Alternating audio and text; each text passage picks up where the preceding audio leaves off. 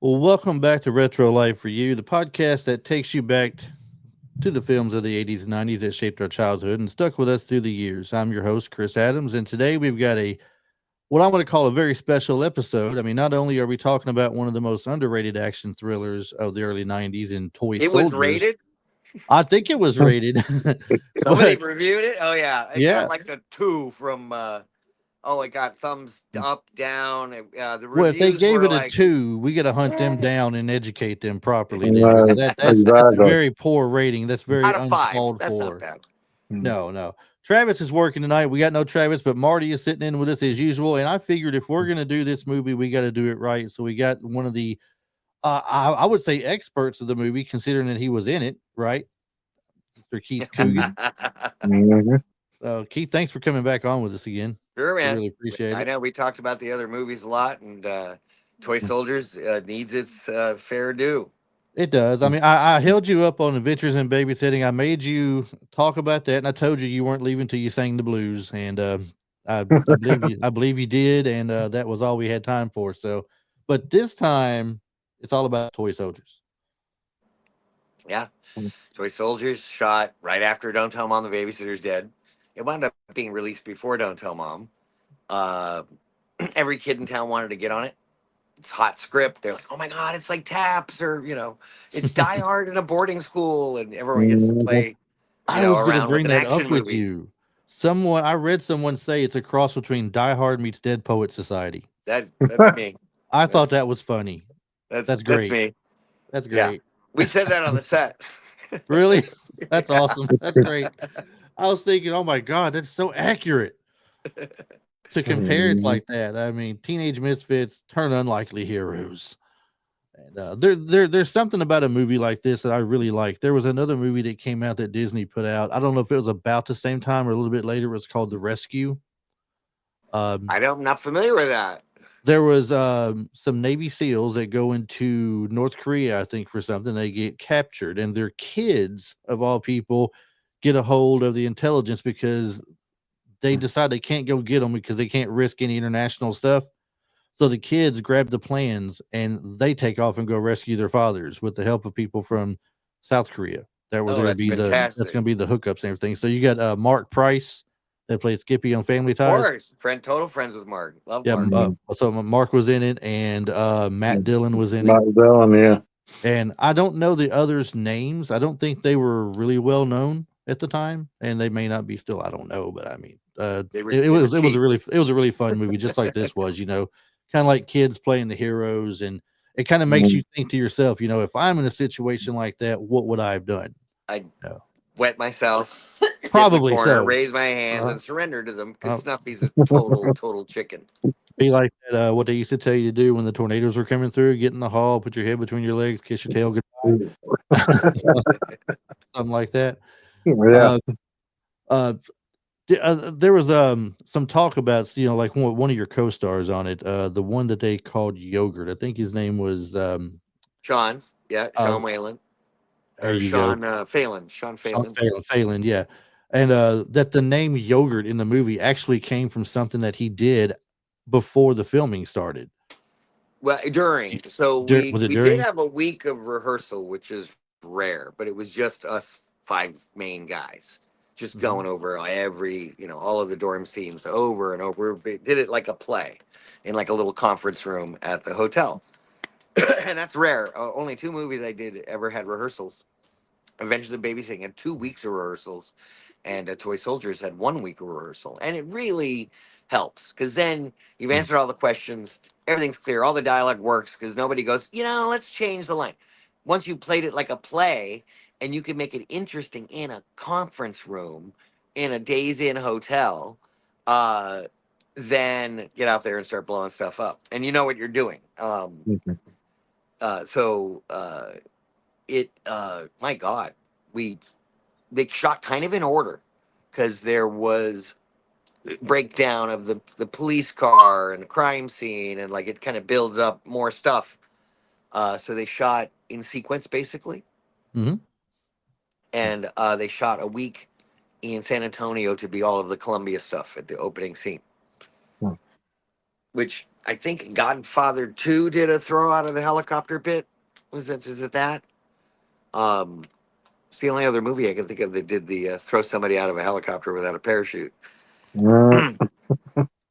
There was a release of Toy Soldiers that did not have subtitles in the opening sequence, and I think it was God, it was another director turned to Daniel Petrie Jr. He goes, "That was genius to not do subtitles for the Spanish because everyone kind of knows what's going on anyway." And he goes, "Yeah, it was a printer mistake." Oops. So, and also they shot it in Super 60 or Super 35, where they shoot it full frame, but they'll mat it at the projection. So they mat, and the negative carries all of the information above and below the like. It's not really TV safe because you're when you look through the lens on a camera, they have all these kind of lines of here's widescreen, here's a regular movie, here's what the TV is, and it sticks out a little top and bottom. Right. Um, so you try to shoot TV safe, meaning don't get microphones in the top and don't get marks on the floor next to the actor's feet. When they released Toy Soldiers on DVD, they called it full screen, and I hate full screen movies because it's usually cropped or pan and scanned. All Well, right. what they did was they just released the unmatted negative. So you're seeing more than was released in theaters, and you're catching all the boom mics, all of the marks on the floor. Worst is in like the bathroom scene where they tackle the guard. Oh, notice in the bathroom scene, the light is on in the bathroom. Well, how could that be? They cut the power. Anyway, there's a Right. little couple of I continuity errors there. I just watched this a couple hours ago, just before the show Nice. started, to get reacquainted again with it. And well, I mean, I watched it honestly. I watched it a couple of weeks ago, but I thought that's 2 weeks ago. I got to watch it again today to make sure that I'm up on this. And I didn't even think about that. That's an excellent point. Yeah, they cut the power, yet the light is still on. There's another little blooper kind of thing in the back at the end of it when Billy Tepper is running back toward the rest of the gang. You see them after the ambulance goes by. In the background, he's running toward you guys, and then they cut away and go back. Now he's running past the guards. Uh, In the Yeah, previous I scene, he saw was that thing. Yeah. in the previous scene, he's already passed all of them. So it's like it took him back again and brought him back through. that was a wild day because that was one of the days we had to like run under the helicopters. Um, just the camera shot of that big, sweeps around the campus and the Irish Philharmonic Orchestra goes nuts. And so we, on the ground, there was no crew. It's just all of the extras and the actors and someone over a bullhorn going, all right. And the helicopters are all up in the air. All right, everyone do it. Go action. They'd yell. And then we just kind of like, that was a really cool scene. Um, Usually we weren't near the helicopters as much. So, Sorry, my voice is a little rough here. Let me get a little drink. you're okay. So, what was it that Sean Phelan had done that earned him the nickname Yogurt? We're in a crew van. The hotel was about 45 minutes from the Miller School where we shot the movie. And so we'd all be in the van in the mornings going to work. And he opened a yogurt and it got all over his shirt. And he's like, oh, I got yogurt on my shirt. Oh, look at that. Oh, yogurt on the shirt. We're like, yeah, got it. He's younger than us. He's just, wants to kind of be a part of the whole thing. And like TE's on his headphones. George is, I'm probably palling around with George. Will is drawing on his jeans or, uh, learning Pink Floyd bass lines. Sean is, God knows what Sean was probably already at set. He would often be doing stuff, So anyway, we were all in the van and I can't remember who said it, but they said if you mention the yogurt one more time, we're just going to call you yogurt. Sure enough, he did, and that was it. So we were calling him yogurt, and Dan Petrie Jr. heard us. He goes, "What is the yogurt thing?" And we told him, and he goes, "Oh, okay, well, just call him yogurt in the damn movie." There So you go.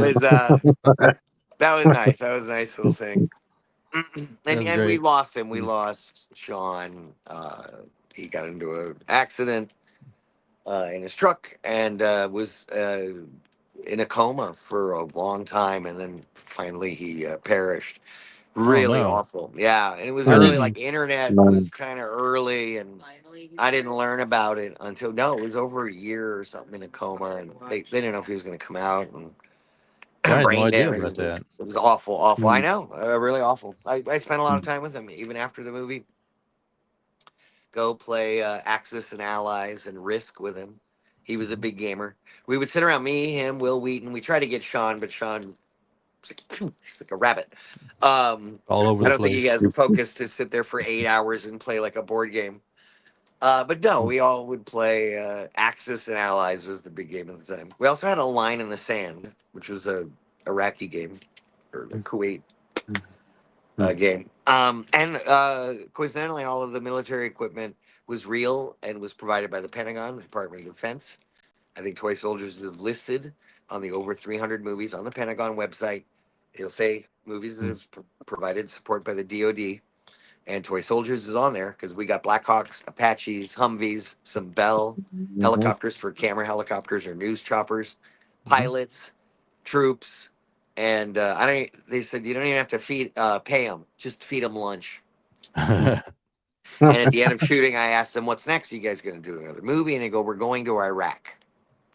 And it was 90 when we shot the movie. So they went over and participated. All of Oh that yeah, equipment in the movie went and fought in Desert Shield. yes. That's yeah. That's what I say. Desert Storm, Desert Shield, something like that. I remember. Yeah, Yeah. that's right. That's right. When I was getting out of high school, 91. Mm, Yeah, Yep. mm, man. 92 for me. So I'm starting to feel old now. you and me both. I'll You and be me all right. both. I'll be all So, right. You guys had a Sneaks great up on cast. you. What's that? mm, Yes. There 91. You were in class of 91? Yes, I was. you Ah. go. Class of 91 rocks, right? mm, Right, forever. But yeah, you guys had a great cast in the movie. Oh, amazing. Yourself, Wil Wheaton, Sean, um, Arlie Emery or Ermy. I always say Emery. Arlie Ermy is somebody I Yep. always thought was pretty cool. He plays the same guy in every movie practically. Plays himself. Plays himself. Yeah, right. It just Yeah. plays himself in every single movie he's in. Uh, but he was great at it though. He does. He's very convincing. He's takes direction well. Um, was very comfortable on a movie set. Yep, all right, we're gonna do this now. All right. He had a trigger, he had a injury, and one of the tendons here went directly into his hand, and so when he shook your hand, his middle finger stuck out a bit. Like when you shook it, you felt it. You felt a war injury from this man. mm, It was probably a training injury. I don't even know what it was from, but he was really cool. Because my God, how many movies has he been the military advisor, technical consultant in the movie? He's gunny, you know. And I had done eventually babysitting with Vincent D'Onofrio. I don't know if we ever talked about that or we're like, hey, you did Full Metal Jacket with Vincent because I didn't was in none of the scenes with Arlie Ermy, but I did get to meet him. Also in the scenes with him, the FBI guy, Okay.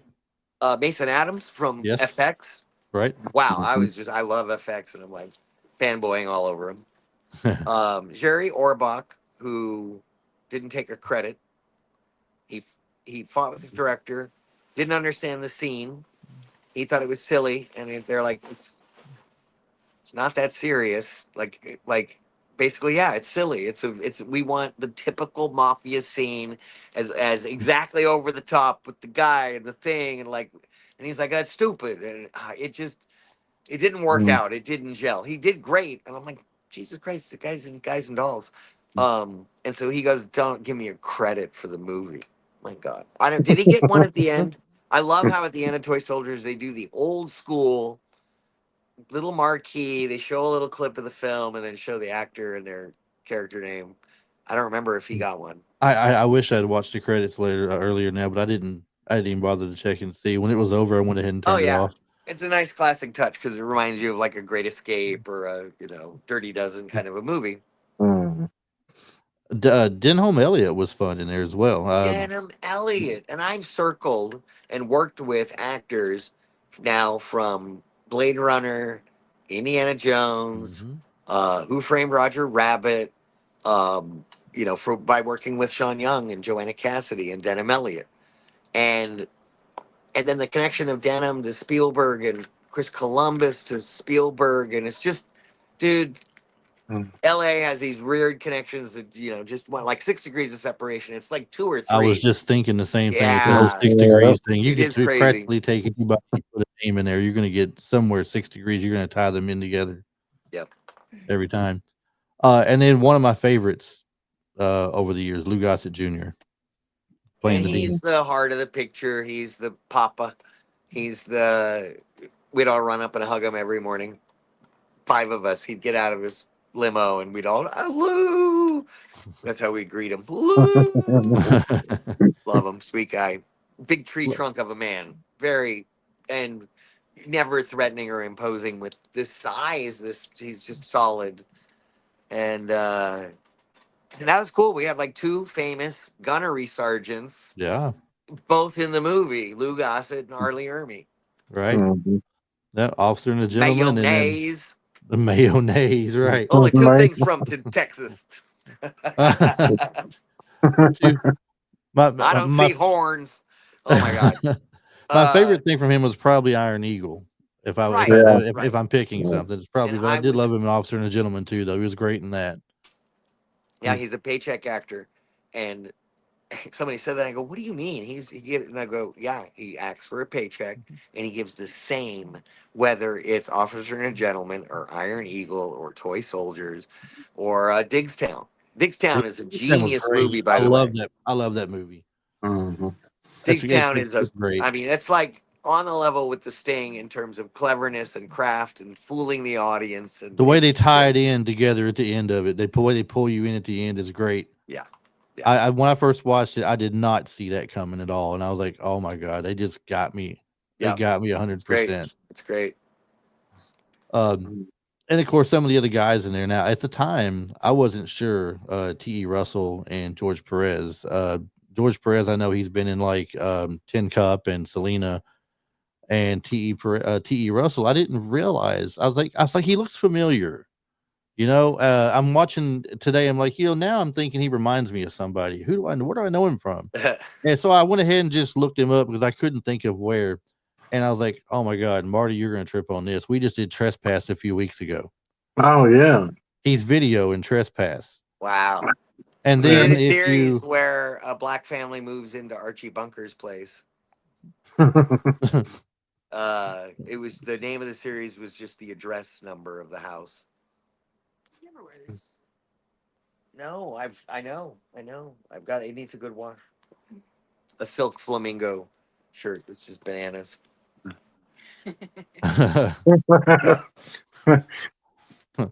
I get lots of flamingo action. there you go. Mm. Was it 704 Hauser? That's it. That's it. It's like a TV Yeah. miniseries. Oh, It and his says dad was a racist on the show. Great show. so. He was the new Archie Bunker. Exactly. You couldn't get away with Um, Archie Bunker today, I don't think. Who No. else? I No. remember. I think George did some episodics. He did some episodics after. And I didn't stay in touch with T as much. I wish I did. George, though, I still talk to all the time. His birthday's coming up September. Is it 9th? I'm guessing. It's coming up. George Perez's birthday is coming up. Don't forget to wish George Perez a happy birthday. I had to hit the Instagram for that.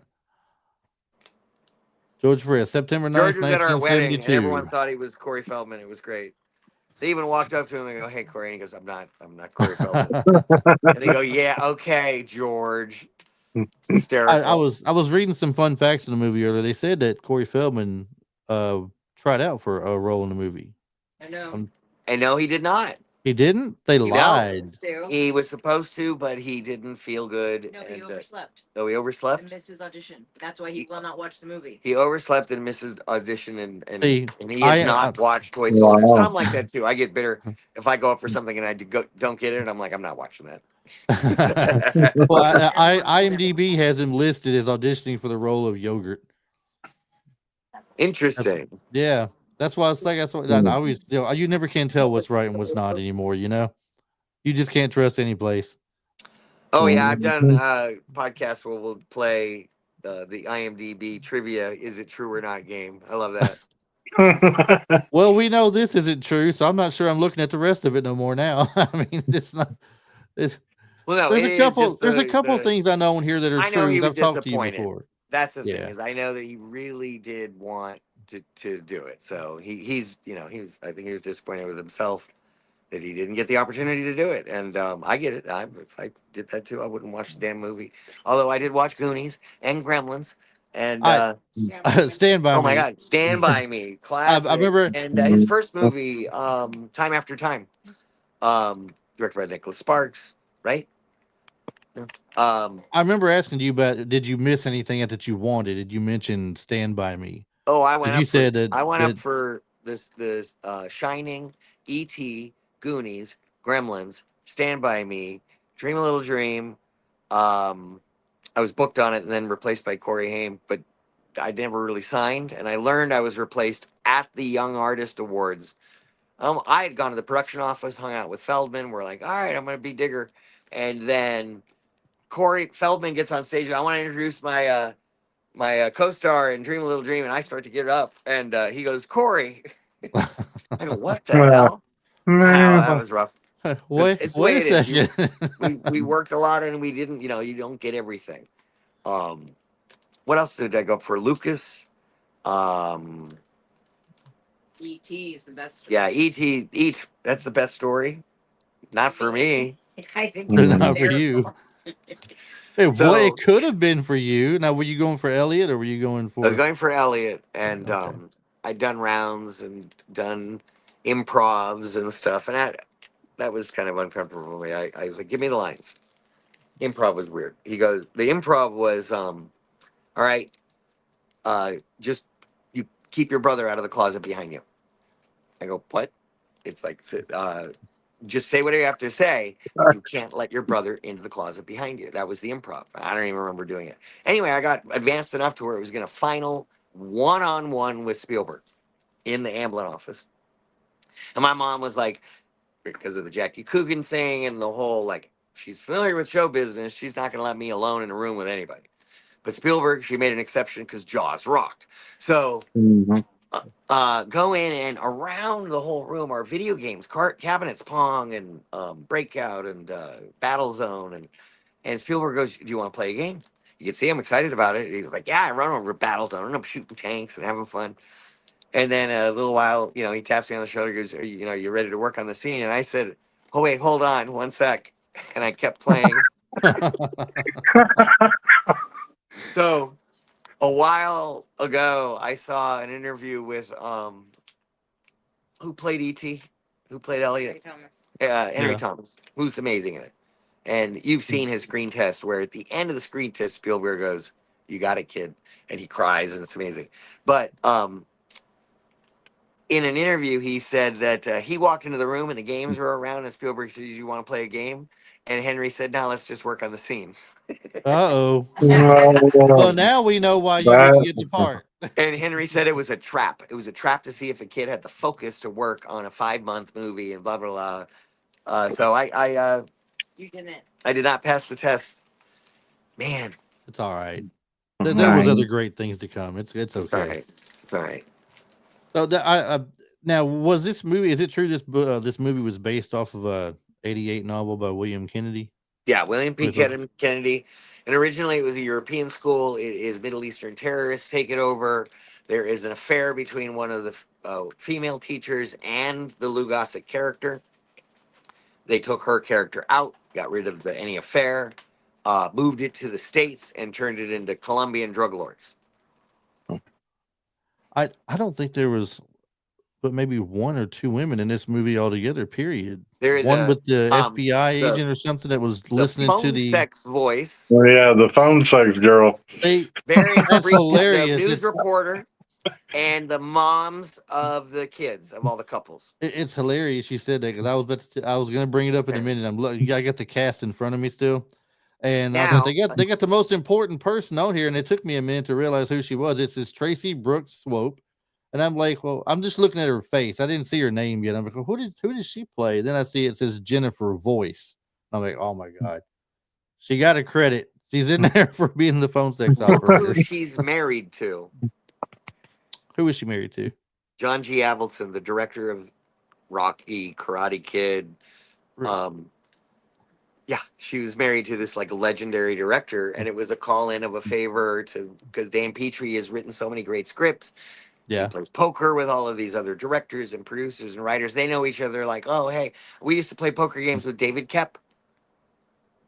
At one point, we're at a poker game, and David goes, "Hey, you guys have any ideas for how I could keep a guy in a phone booth for an hour and a half for a movie?" And he was writing phone booth. Um, Actually, it started with he goes, "I need a reason." A guy runs out naked on a football field, and he gets arrested, whatever. But then the next day, he does another crazy thing, and you're finding out he's been blackmailed or something into having to do this stunt on TV. And I think that was done by De Niro. It was called like 15 Minutes, or do you remember that movie? A De Niro movie? Yeah, it was post Ed. It was post like those reality kind of real life stuff in the 90s, early 90s. Weird, I'm drawing a blank weird on stuff, when. weird stuff. But it wound up being phone booth. They're like, how do we keep a guy? Anyway, it was neat to see them talk about that stuff. And we would play poker with Donald Petrie, who is Daniel Petrie's brother, and he directed, God damn, Grumpier Old Men and How to Lose a Guy in 10 Days, and they're just great comedies and stuff. And their father, Daniel Petrie Sr., had directed a bunch of classics and is who Dick Van Dyke's character is named after. Petrie in Dick Van Dyke Show, they took it from the Petries, which was the art director, Daniel Petrie. So just Daniel came with this whole knowledge of Hollywood and everything like that. Really good guy. He gave me money when I couldn't pay my condo mortgage 1 month. Daniel, thank you. Thank you. I owe you. I'm That sure you wrote it makes him off, a good but guy. he goes, I'll give you the money.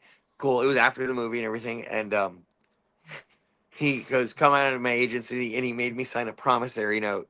It was beautiful, and I never paid him back. So we sit at the poker game, and you have markers sometimes, and he's got a really big marker right now. I see Andrew Divoff played Louis Callie. I don't think we'd have a Toy Soldiers if it weren't for him. He played a very good role as a villain. The tone, the sinister of this, understanding what kind of a movie it is, having fun with it. He took it so seriously, but also there's a wink in his eye. He knows he's got to be just the worst bad guy. And he gets it. And I think that's part of why we're R rated.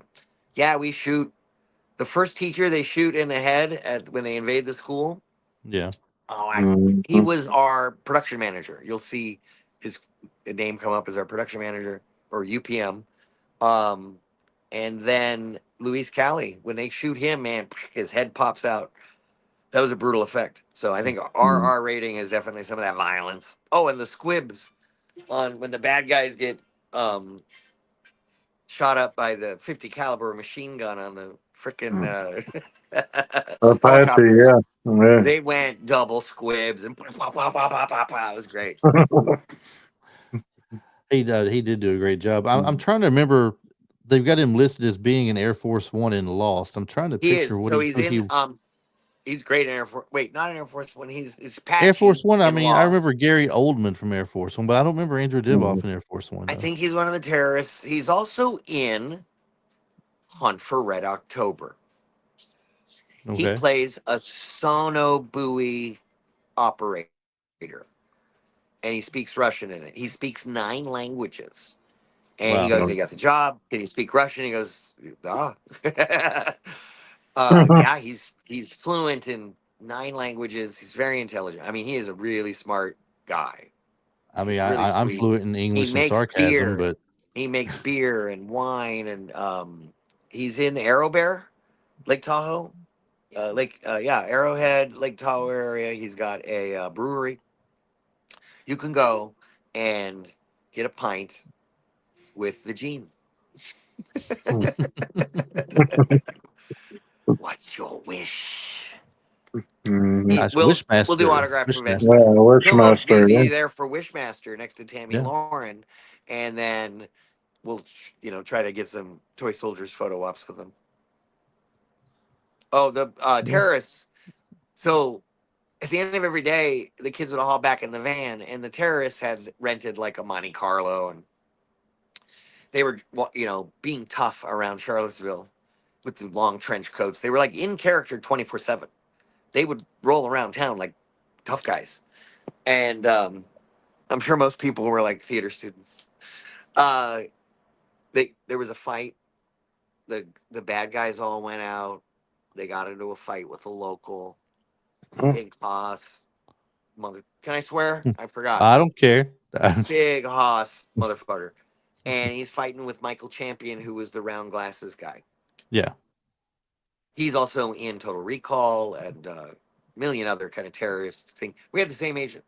He's passed. So many people have passed. We've lost a lot of people from Toy Soldiers, by the way. I'm just saying. Really. Yeah. Lou Gossett, Sean Oh Phelan, well. Yeah. Denham Elliott. Is he still around? I think he's passed. Hmm. Yeah, there's a lot of people. Mason Adams is gone. Anyway, where were we? Boy, I went back to 1990 just now. Denham Elliott. Yes, in Oh '92. yeah. Just a year after the movie, I guess.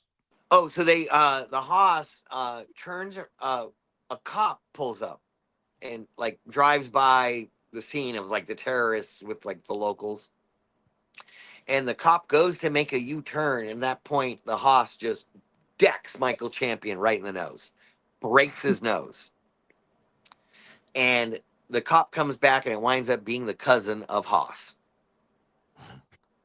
So oh my God. Oh, and God, I think my stand-in kicked a guy in the head or something and broke his foot. So he had like a boot on, and he's doubling for Sean Astin at that. He was my double on Don't Tell Mom, and standing in double, and then he was Sean Astin standing in double. We're all the same height. um, Man, it was a big. So the next day we were filming the remote control airplane scene. So when he goes, shut it down now, you can see it's swollen. Makeup is trying to do their best to cover it up. I don't even think they told the producers. He just ran into makeup. He goes, do something, and they tried to cover it up. But he's pretty nasally in there because he's had his nose broken the night before by a local. So Thinking anyway, about that right at the now, end of I'm every just. day, the kids would hop back in the van to go back to the hotel.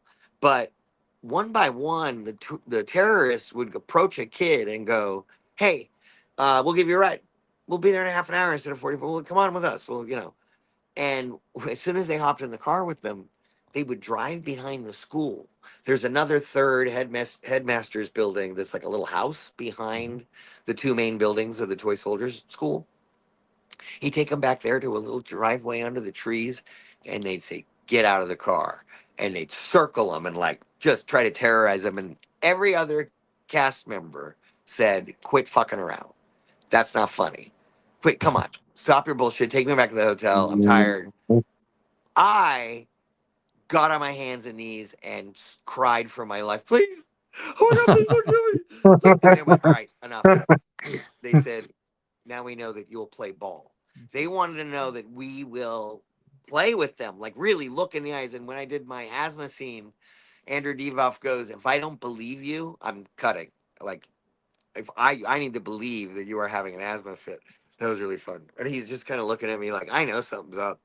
The little blink on his wrist. I love the whole thing because now we've got drones are such a part of everything. That was one of the first movies with a drone. Yeah. Although I do miss that there's no big explosion at the end. We do have the good I shoulder mean, arm missile when they hit the police car, and and also the bell tower going up is a good explosion. right. But I wanted to see all that C4 just go up. Boom! I mean, well, we can't blow the school up, though. I mean, we had that No, movie we made can't. But there. we We saved had. the kids. The kids are under in the cellar thing. They would have been okay. I mean, Yeah. we had Major Payne film there. We can't just blow Was this place up. You know, I mean, we was gotta. It's just like a landmark now. Miller School. I was at a convention and I was doing a panel there, and the guy doing the panel contacted the Miller School, and actually he contacted all the other cast members of Toy Soldiers and said, "Would you do a video message or a thing?" And they all completely ignored him. So he had reached out to the school. They sent him a packet with T-shirts and stickers and pins and brochures and a letter of like, "Oh my God, it's great. You know, we love that Toy Soldiers was shot here. The school looks great in the movie." And we had built fake walls. There's no quad; it's just two buildings. Right. But they wanted to make a fenced-in area that kind of made sense for like keeping the kids kind of inside of that fenced Mm. area during the hour they have to walk around. My favorite part of the movie is the midpoint, getting Sean out and getting him back in to school. That whole sequence is great. It's like a 20-minute sequence. Um, and all of us working together. It's our little Mission Impossible kind of thingy. Right. And that is one of my favorite bits. And then the end, I think the last 15 minutes of the movie just keep building and picking up and picking up and picking up. And it really, works as just a straight action movie at the end. It The pays off. the look of I don't know if it was just a look of frustration, terror, a combination of the two. he But when the bomb doesn't go off and the plane lights up and starts flying. he screams like a 17-year-old. I mean, he's like, ah, like you took a phone away from a kid today. Right. He has this frustration, shock, a little anger, a little like, oh, I can't believe. I mean, he's got so much going on in that. And see, that's the thing. He's kind of a method actor, and so I think that was one take that he did that. He did the "Don't touch the wires, don't touch the bombs, or they will explode." He did that on the first take. Yeah. And sound wasn't ready for it, and he kind of blew the mic. And they go, "We need a second take." And it wasn't the same. They were asking him to repeat something, and as a method actor, he's kind of feeling it fresh every time. So they really liked that and wanted him to do it. And the one in the movie is the second take. But you should have seen the first take. Oh my God, we jumped through the roof. Yeah, just suddenly screams explode and everybody just jumps. It looks like It's such the a Gary Oldman of like, who do you want me to get? Everyone. It's such a the professional moment. I like one of the parts of the movie that I liked when I first watched it, when you guys get caught in the basement with the phone call and everything. Um and the Billy Tepper character is like, I got to get back at him. We got to get back at him tonight. I know. So it's him and the Wil Wheaton character. I know take off. I don't know if the rest of the people were supposed to be a part of it or not, but at least the two of them. And they move all the furniture out of the headmaster's office into the grounds, perfectly set up like it was when he left it. Well, And you can see that whole scene because Sean Astin's character he's looking at Wil Wheaton and he's like, we got to get back at him, and then that's when he takes the ruler and he starts beating on the radiator to let everybody know, hey, we need to meet, and then they start beating on the radiator back, so it was an automatic thing, like everybody was there. That's from The Great Escape, and it's the same rhythm. Chuk, chuk, chuk. Like it was literally ripped off of another movie. Um, but did you see his ruler break? yeah, Yeah, So he yeah. hits it, pump, pump, and he hits it again, and it shatters the ruler. And that was an outtake that was, not meant to happen. I once again, I guess since this other thing was not true, I don't know if this is or not. I guess you can confirm The this, but they banana. said the banana being in all improvised at the time. And they So, said that Lou yep, Gossett just rolled with it, and that Sean Astin just rolled right back and rolled his eyes at him or something, like it was all just put together on the fly. even the most complete version of the story I've read online it's damn close. It's like 80% true. Yeah. So it was during rehearsal, and Sean's macking a banana. We got our sides out. We're all just, blocking. We're like, and notice I'm standing in the center because I'm Mhm. like, I'm a smart actor. They go stand in a line, so I run right to the fucking center thing. I'm like, Sean, push me out. Go ahead. Um, there's one still where we're standing in line and I've got my arms in front of me and I'm like such a dweeb, the long sleeve like striped shirt button down with the corduroys and like no socks and deck shoes, and I considered my character rich white trash. And I'm like, I felt the most badass there with all of us boys standing there taking on the establishment. So it was just he was eating the banana, and I think he went, they worked the bit up so that it was planned, and someone went go grab a couple of bananas so we have them, and so Sean probably ate 3 or 4 bananas during that. So I see that Pick up that banana. His he just so looks so because serious. he said banana in such a funny freaking way. Banana. He kind of goes nasal on it, and you see Sean, he has that same smile of the mouthwash smile, like or Radio Shack. Where'd you get it? Radio Shack. He's being a little smart ass, Yeah. but he picks up the banana. Yeah. And that's important for their relationship. And it's a good father. You don't need strict all the time. You also need some love. And certainly a guy like Billy needs some boundaries.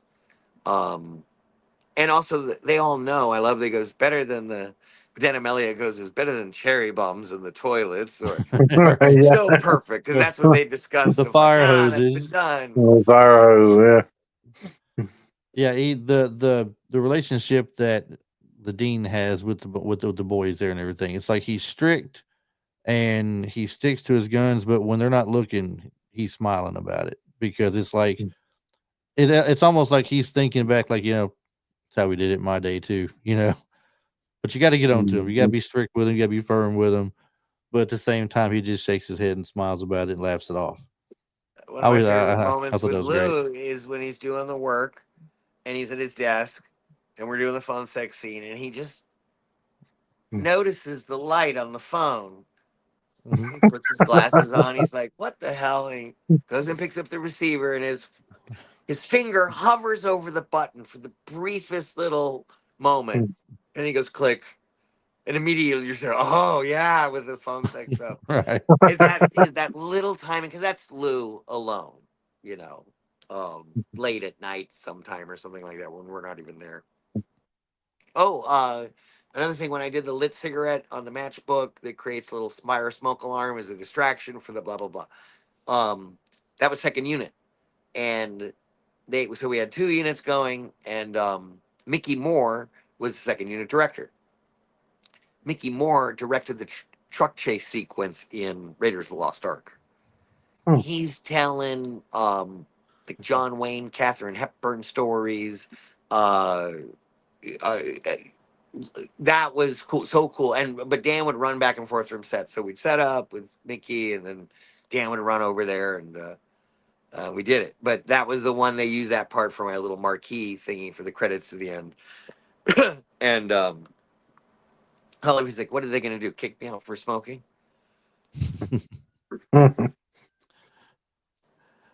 I remember that they also told you with asthma, smoking's not good for your asthma.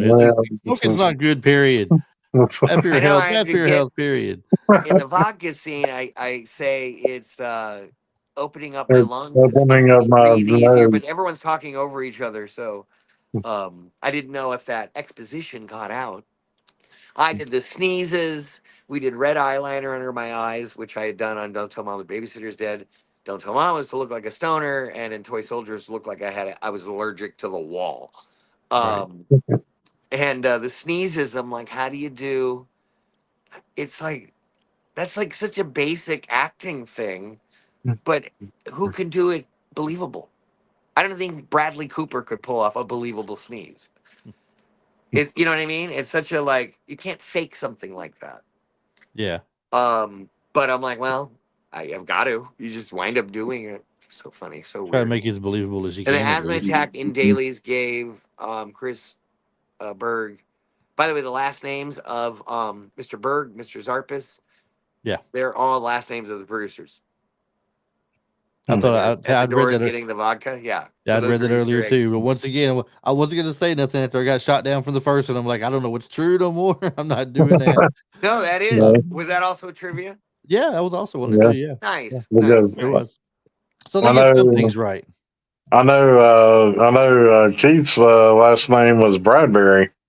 So, and I was kind of wondering if that actually had something to do with maybe like maybe Ray Bradbury, the author.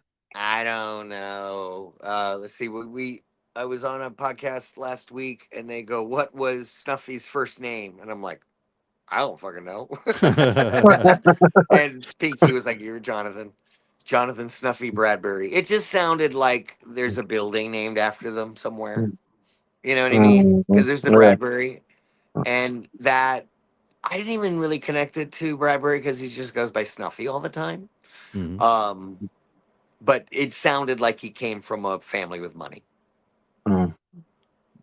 What is it with movies like this that like they do fair to box office, like not stupendous but fair, but then when it hits VHS, it just takes off.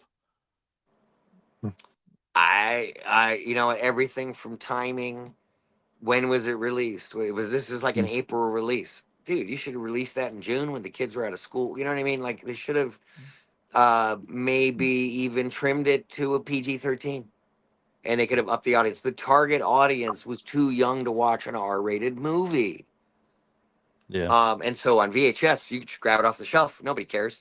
Nobody cares if Yeah. Blockbuster. Did they? good Oh, they point. would edit movies. Remember when Blockbuster edited movies? Yeah, Mhm. I Yeah, I did good on that. Got good play on cable um, for a while there. I haven't seen it in a bit. no, Oh, I and haven't seen it we've on seen it TV in in a good Spanish. while. We've seen it in Spanish. It's always funny to see who does your voice in the Spanish version. Somewhere there's a German Uh, Snuffy. Um, Somewhere, oh, I love the posters and the titles for other countries. So in other countries, it's known as boy soldiers. right? Boy soldiers. Oh, and Sean was off doing press, and we were gonna shoot the poster shots and some like just general like all five of us lined up shots, and so we used my buddy Jeff, who was the stand-in for Don't Tell Mom, and Sean's stand-in and double for Toy Soldiers, and they're just gonna comp in Sean's face. So Sean hates the posters. He goes, "Oh God, I hate the posters." He hates them because he wasn't there when we shot them. Uh, did you guys all hang out off camera a lot? So they were into working out and being really fit. Yes, I nerded out with Will. We totally nerded out. Um, the other guys were athletic, and they were using it's a three-letter word, begins with a G. Gym. I don't know. I've never seen one. That's a bad word. Don't They do were that. using the gym every day and lifting weights and trying, and I'm like, dude, no, not at all. My character is a total slouch. He doesn't, no, none of that. Um, yeah, I just went to the buffet or whatever. I was like, no, not interested. And so no, Yeah, I mean, I the didn't only get the workout exercise you're doing bonding is time. curls with the fork, right? Just Sweet, Mhm. yeah, exactly. um, and the reason that well, uh, it was fun hotel. It had everything: the bar, the restaurant. You get sick of the food after a while. But the bar was raging. They had backgammon, and I was playing backgammon, and some girl I'm playing with. And we fight over the rules or something. They're doubling. They're bet money. I'm like, I don't really do that. And one of the crew members comes over and it goes, "You just almost got your ass kicked." I go, "What are you talking about?" They said her boyfriend was standing right behind you the whole time. So apparently, I almost got my ass creamed while shooting toy soldiers. Um, my God, we there was a Kmart and a Kroger's across the street, across the highway, a 6 lane with a grass median highway outside of our hotel, and then the Kmart Kroger's across the street. And the signal was just too far down, so we're late at night running across, dropping our hotel key in the middle of the highway and shit. Oh my God, we go over and spend our per diem on everything, musical instruments, Lego sets, anything that would entertain us. Because it took 3 months to shoot the movie. Yeah, we spent a lot of time in that hotel. and there was an execution in town during it, and it was at the prison. They shot the prison scenes. So when they shot the prison scenes with real prisoners, it was Yeah. a little tense because the guy was on death row, was like a week or two away from being executed, and they said Wow. prisons get weird at that time, and there were protests in So town and all that stuff. And I'm sitting here with my buddy, we're watching the news, and they execute him, and swear to God, the hotel lights dimmed. so was Crazy. that like I done so now with the execution? Is that like electric chair there or something Yep. different? They Oh, that's electrocuted the guy. Yep. oh then the They, lights. sorry, I Yeah. didn't set that up right. I did not set that up Well, the well. lights dimming a little bit kind of gives it away, But I And then mean, it's another thing, we're watching the news and we hear bomb scare at LAX, and we're like, oh, we got to watch that. We're wrapping up the movie soon, and since we're shooting in order, if you die, they just get you on the plane the next day because you're out of the movie. We're shooting in continuity, so as the terrorists are dying or whatever, we'd send people home. So Will didn't want to leave and didn't really want to come out of his trailer. He's like, I don't feel good. He didn't want to shoot the day that Joey Trotta got gunned down on the steps. yeah. So, spoiler alert, Joey Trotta lives. That's what I used to sign autographs. Joey Trotta lives. Um, so we see the news report and we watch, and they said Toy Soldiers, a film, and we're like, all of a sudden, what's going on? One of the terrorists had taken a dummy grenade and put it in their luggage and tried to get back to LAX with it. Oh no, no. But then our producer goes, free press.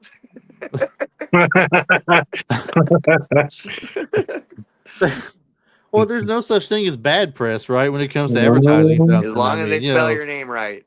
yeah, they're getting the word out there. That's cool. How dense do you got to be to put a fake grenade in your luggage going to the airport? My God. Oh my gosh, I cannot believe that. Man, I had something I was going to ask you earlier, and I done went and drove blank on it. Now I had it was on my mind, and we were talking about something else. Marty, you got anything you want? While I'm trying to think what it was, you anything you want to ask about the movie or anything? Well, it might come off a little awkward, but I was just wondering how Keith felt about like doing most of the movie in his underwear I and knew this was going t-shirt. to come up eventually. And I'm actually disappointed when it doesn't come up in Toy Soldiers interviews. So there's a bit of tunnel vision when you're making a movie.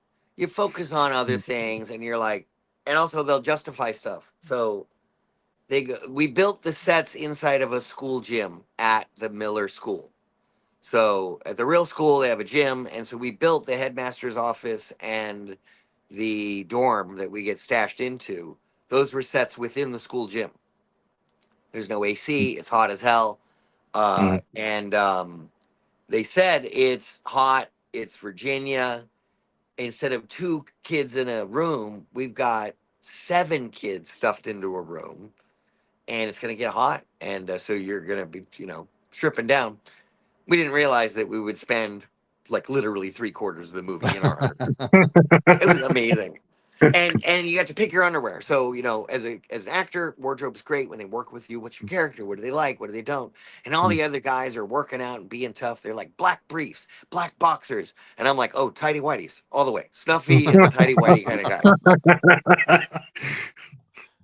Somebody brought up to me about that what you guys are talking about. They said, did you notice that there's this part where they're all in the room together, and the Montoya character, so George Perez, they said he's just walking around in nothing but some underwear. He just looks comfortable. He's just He's around nothing but so underwear. buff. Yeah, it's Look at just his like he's chest. My it's like he's a God. model walking around the room in his underwear. The rest of them, they at least got shirts on or Wife something and beaters other stuff. on. And Yeah, t-shirts, wife they beaters. said he just they said it's like he's at there strutting. He's got and he seems to Snuffy's have his still hand on wearing a his button hips down. like that. I mean, like posing for it.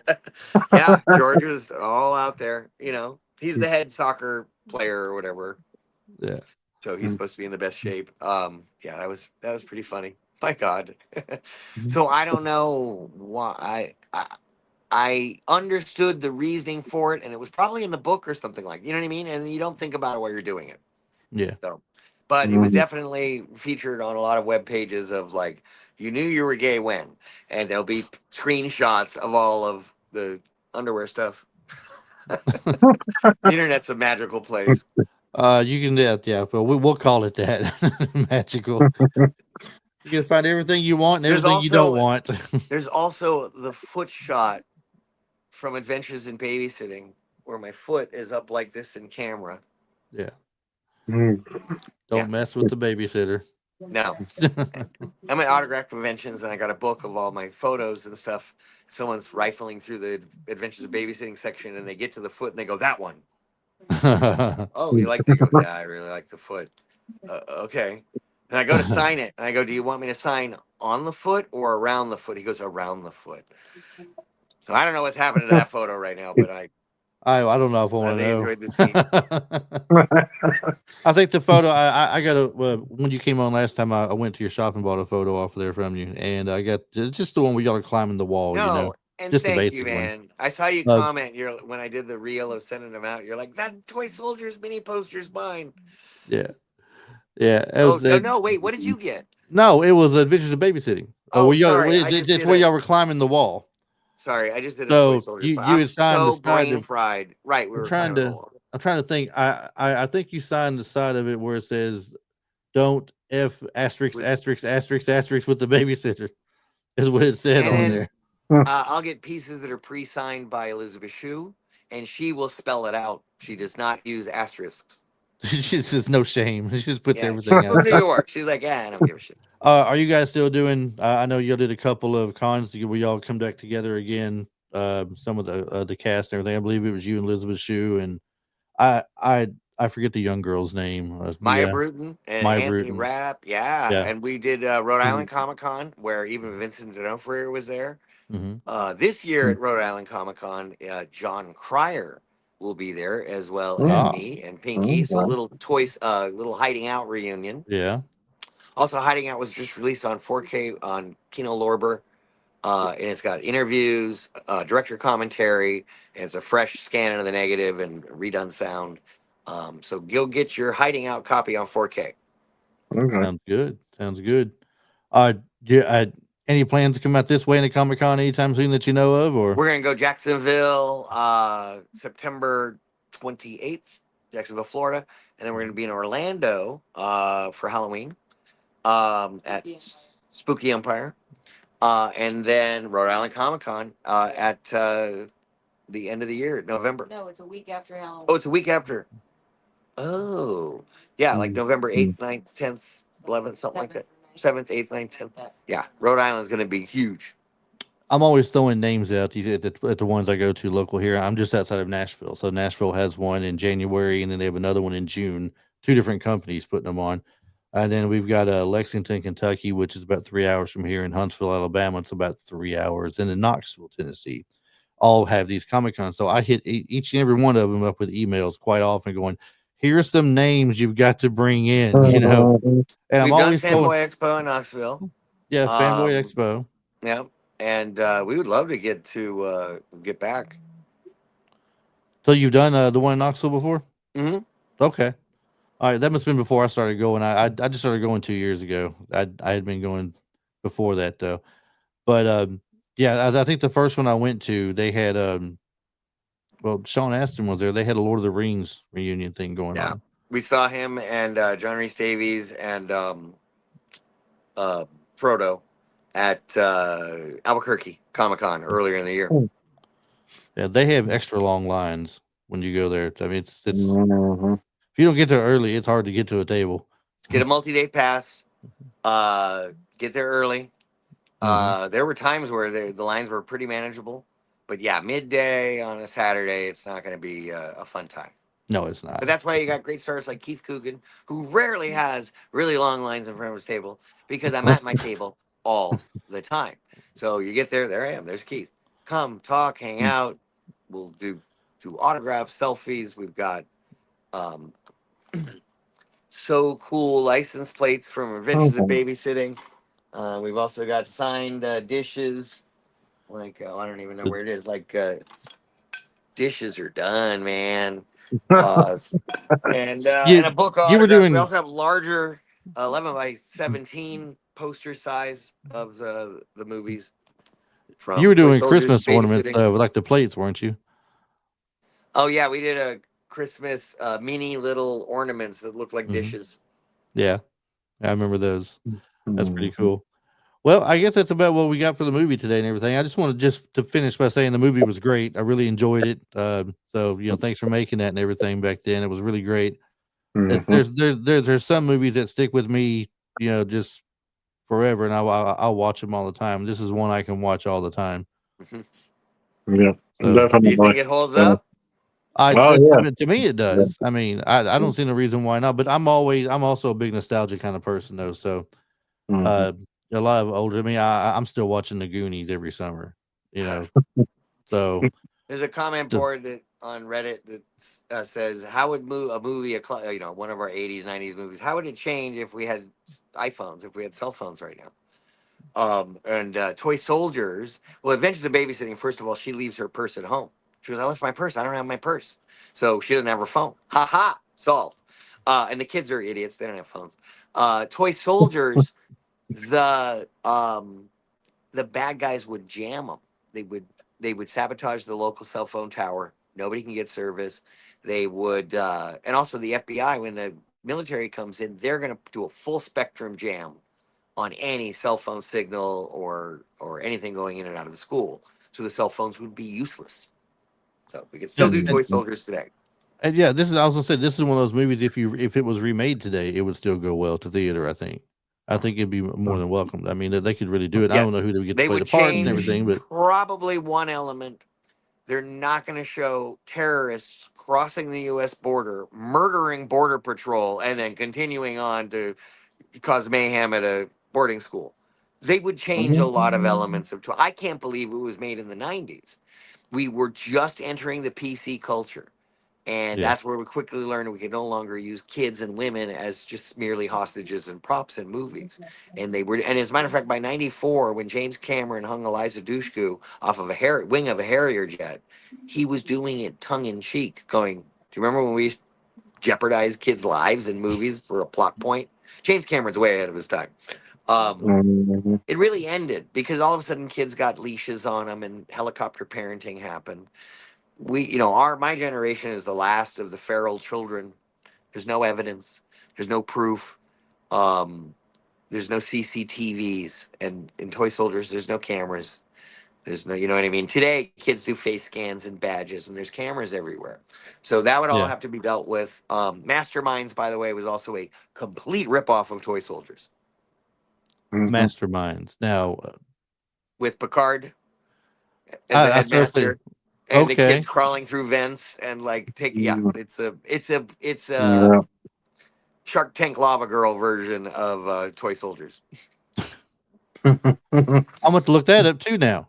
That you Well, bring I that know what that you bring maybe. that up. Do you know it, Yeah, I Marty? know what maybe he's talking about. Yeah, Okay, with Patrick Stewart. Yeah, Patrick okay, Stewart had this a little evil mustache, and in the maybe. So all right. Well, Definitely have thanks, to find guys. that then. I appreciate the focus on Toy Soldiers, and Well, I lucky to have got cast. I was cast first. Um, Hour-long call with Dan Petrie, and then I learned that me and Lou Gossett were cast, and they were still reading the guys, and I got to. Lou Gossett wasn't available to do the final reads, and so I read all of the other parts while I got to see every guy in town go up for theirs. And then here comes my friend, family, Adam's family, Sean, and he knocked it out of the park. I'm like, I would yeah. cast him as Billy Tepper. It was great, great fun, great, good memories doing it, and always loved watching it. Well, I definitely appreciate you yeah. coming on and talking about it with us tonight. It's very fun for us. I do really appreciate it. Like I told you before, anytime I get somebody like you to come on and talk with us, it's always a pleasure for us. Just hearing the inside stories and behind the scene things are cool. The fun anecdotes like the yogurt bit, that's always good. And correcting the no good IMDb. IMDb. Yeah. I'm not trusting them anymore. That's I'm done with them No, it's gotten better. When till there next used to week. be message boards on IMDb, that was when it was bananas. Yeah. Remember those, the comment boards on IMDb? Comment what On IMDb. movies and on actors. They would have comment boards. At one point, my mom was fighting with my fans on the comment boards on IMDb, but they she still was do that under on my Reddit, I think, don't stepdad's they? login. So she goes, "I'm his mother," and they're like, "Oh, really, Rob? You're his mother?" It was hysterical. I Well, love my mom. It still does this today. She'll hop on and start fighting with fans, and I'm like, "Mom, that's a I, quote from one of my movies. They're not being mean. They're just quoting something that you didn't even see." So listen, if you want to do that, just go to Reddit these days. That's all you got to do. It's all over Reddit still, I'm I sure. love Reddit. We'll Yeah, miss it. It's yeah, the cleaned up 4chan, but we'll miss it. yeah. Reddit it can't survive forever. It'll eventually get. Look at Dig's gone, and I love Dig. I went to Dig every day, and Dig is gone. I still hit up Boing Boing and Slash Dot, and there's some pages that have been around since Y2K that are still jamming, but they're mostly smaller independent stuff. Everything eventually gets eaten and swallowed, and then Dude, I can ruined. remember. I can remember back when IRC was a big thing. I That, never that did that. I know some people it was crack to them. yeah, that I did. I never For got much me, into it, but the crack was net meeting because I got back. I got an AMD 600, I think. It was like 99, 98 or 99. And I threw my 30th birthday party and had it online through net meeting. So there was a way you could kind of roulette net meeting. hmm And we just roulette it and we see who's there. And they could see our party. It was so I was like having my party online in 2000. I can't Um, even remember what years things came out. But that's like back when you were big stuff because you had a 56K modem going on the computer. Oh, I had dual Super. baud, man. So I had Uh oh, 128K get a all the hundred. way. It's like the It ISDN. took me 9 hours to download the Matrix off of Napster or LimeWire or Kazaa or And then you whatever it was. found out when you download it wasn't really the Matrix; it was something else with the name No, it Matrix was on it. pretty good. I absolutely have bought every single version of it and paid the money and gone into the theaters to I see them. And I mean, not that I downloaded stuff off LimeWire or Matrix. If anybody's listening, I did yeah, not do. what I I did loved was not how do that. horribly No. named everything was. Because once the studios caught on, they started trying to kill seeds and all this stuff, and they poisoned it with tracks that would just loop the chorus. And you go, "Oh, I got the new whatever song," and then you go, "Oh, it's the fake," and they would flooded it with all the fake versions, so it was really hard to find the real song. Yeah, Um, and they would have the wrong band just because whoever CD it was or whoever's computer was sharing with LimeWire or Kazaa, they had named it wrong when they sucked it off of a CD. I I had so many I, CDs, I just stuck it in my Mac. The Mac ripped it. I could burn it if I want, or I could just shove it into a shared folder. I haven't And heard the name Kazaa in a really long time. I that's at that's a Walton's reunion, a fan goes, "Kazaa," and I'm like, "What are you talking about?" She goes, "It's like LimeWire," and LimeWire was disintegrating at the time. I I had a I friend who I got sued for 600 songs. He got sued by Eminem and uh, and Dr. Dre. Wow. I don't know what happened with that. I think we all got the letter in the mail though that said you've downloaded such and such song. Please, cease You and know what was desist. interesting? Basically, is what it was. I was with Mindspring, and I didn't realize until later that Mindspring was Scientology. But I had never gotten any notes or letters or nothing. Um, yeah, that was pretty crazy. Yeah, Comcast loves sending those out. That's what we had in my area was Huh. Comcast, and they love sending those letters out. Yeah. Once they finally sunk the Pirate Bay, and do you remember movies 1, 2, 3? hmm Yeah, So, you know, they go, well, yeah, downloading's terrible and down sharing, especially if you're distributing a pirated movie, that's really bad. But what if it was a flash file and you just watched it? What if it barely even touched RAM and didn't go into ROM? Or whatever? What if it never settled on a hard drive anywhere and you just streamed it like YouTube? And those pages got mauled by international thing. Like they went after these so hard because, like, technically, as you read the law, they were not illegal. and those Right. are gone. Oh, those are gone. Free. And now they have ones they go watch like an in-theater movie right now, and they're all scams. I'm sure they're all absolute complete. Take your credit card and run. And then let me infect your That's the computer. problem. It's gotten too expensive to watch movies. It's gotten expensive to download movies. They used to be $20, then 25, then Barbie's 30. Fine, I love Barbie. How much is Superman? 30. We're Yeah. pushing it up. Everything's going up. But there's a lot of exciting movies coming out, a lot of great franchises. We have to watch Peacemaker, babe. Oh, I'm aware. We have to watch Peacemaker. Gotta watch the Fantastic Four. I haven't seen the Fantastic Four yet. That's great. Superman's great. I want to see Nobody too, but I think that's leaving theaters now. Did you guys see K-pop Demon Hunters? I did not know. My daughter watched it and she loved it. Yeah, So combine Star Wars with Akira and K-pop. What? There you go. It is so well made. You'll love it. Watch it. You'll go, oh my god, this is great. Watch K-pop Demon Hunters. I cannot cheerlead for this movie enough. K-pop Demon Hunters. Yep, Mm. you're gonna go. Oh my god, Keith was right. I'm gonna look it up. I'm hey, look, if you get a message out of the blue that just says K-pop Demon Hunters with a big old thumbs up, you know, Excellent. that'll be me. Excellent. So, all right, we'll go ahead and wrap things up. Once again, Keith, thanks for coming on with us. I really appreciate it. Marty, thanks for taking time tonight, coming on with us too, and helping out with everything. I really appreciate you guys. So, nice to meet you, Keith. Absolutely, Martin. Thanks for filling in. Chris, appreciate the time. And I'll look for you down here sometime. If you make it to a Comic-Con down this way, I'll try to make sure if you make it here, I'll show up for it. And then next episode, we'll talk about Cheetah. Hey, you never know. Yeah. You never know. Whenever you're ready, you let me know. All right, man. Thanks, guys. All right. Have a good one. Thanks. Have a good one, man. All right, everybody. That's Keith Coogan that we have there. And we're also talking about toy soldiers. I hope everybody enjoyed tonight what we did with having him on and get some good back, behind the scenes information and stories and everything. It always makes things so much more fun when you get those. But he had a lot of good stuff, Marty, that we heard from him tonight about that. Yeah.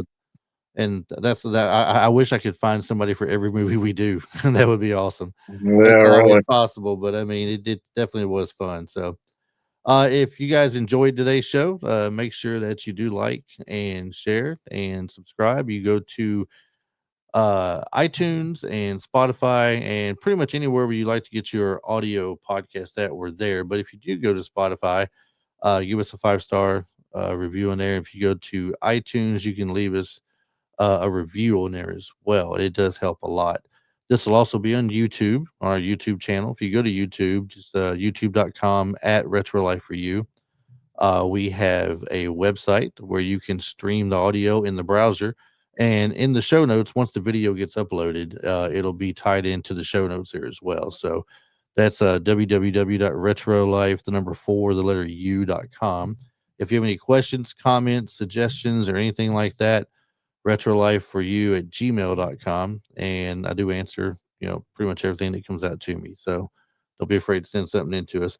Let us know your favorite part of this movie. When you do listen to this, what your favorite part was, if you have a favorite character. I'm sure Keith would prefer you say his because he was a guest of the show. But just let us know what you thought about it. So, Marty, until next time, I'm sure there'll be a next time one day soon. Until next time. Yeah, there will be.